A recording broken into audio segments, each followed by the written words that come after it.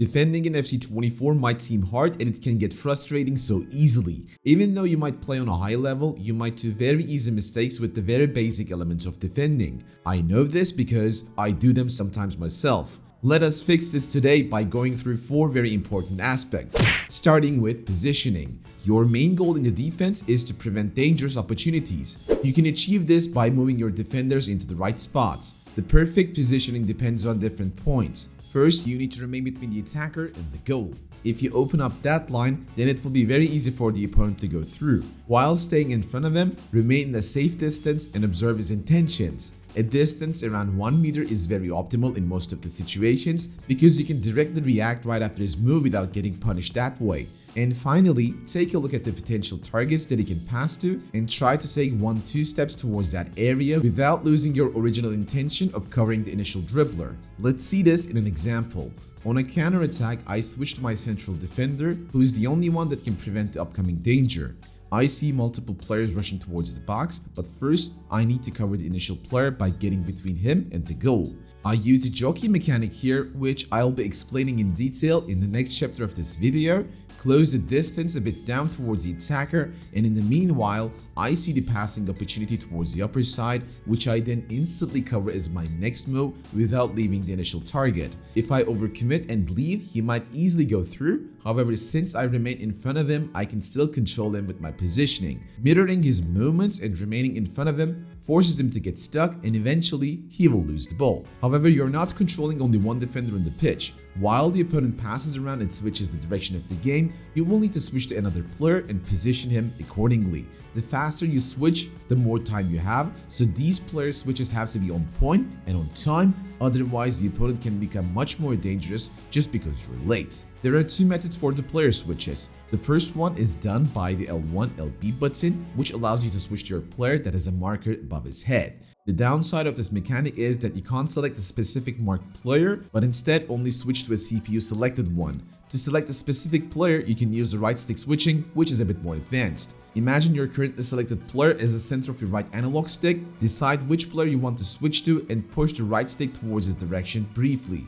Mastering this can take some time, but practicing it against the AI can help a lot. Right stick switching is much preciser but harder and error prone. As an experienced FIFA coach myself, I've taught my students how important it is to find the perfect balance between both techniques and use both of them in the right spots, and most of them got the benefit from it. If you're interested in becoming better and curious about our individual private coaching services, check the links in the description. If you become fast enough with the player switches, this will take you to the next level. You can see the potential passing opportunities, pre-switch to your defender and intercept the ball. Doing this could be huge, however remember, while you're going for the passing lane, don't overcommit and push your player out of his position because this will open up the backyard. Try to stay as close as possible to the potential target while controlling the passing lane.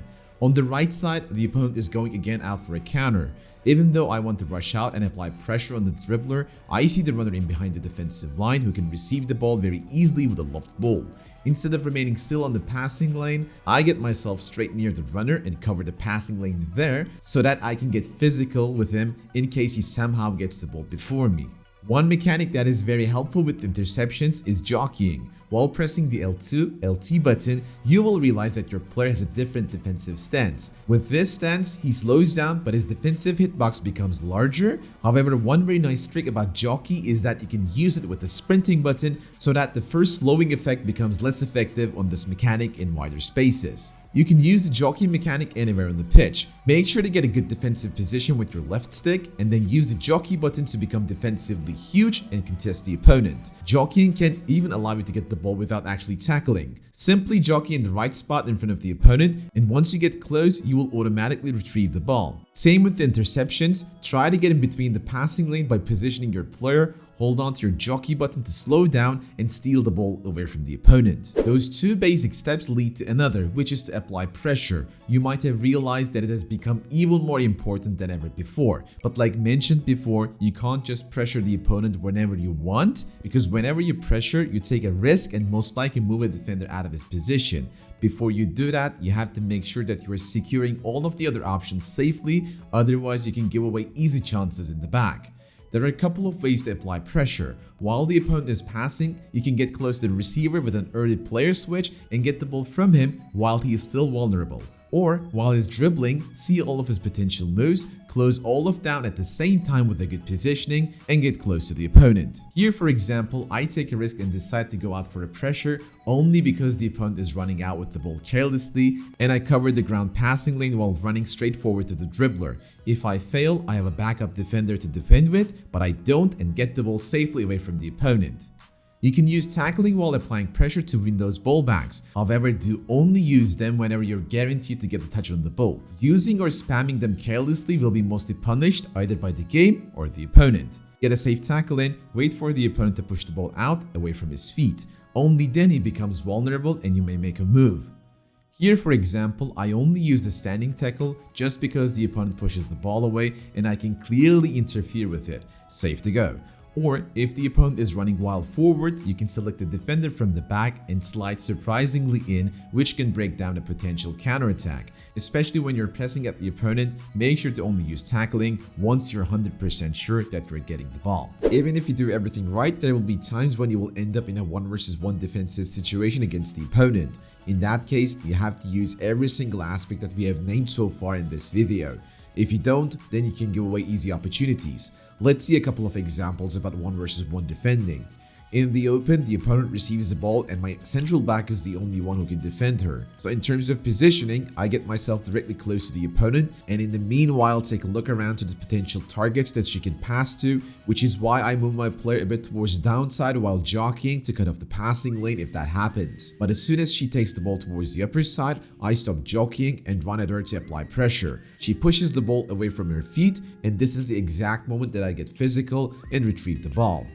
In another case, the opponent goes for a long ball and I switch to my defender immediately. He has some space ahead of him, which is why my priority is to cover there in this 1 versus 1 situation.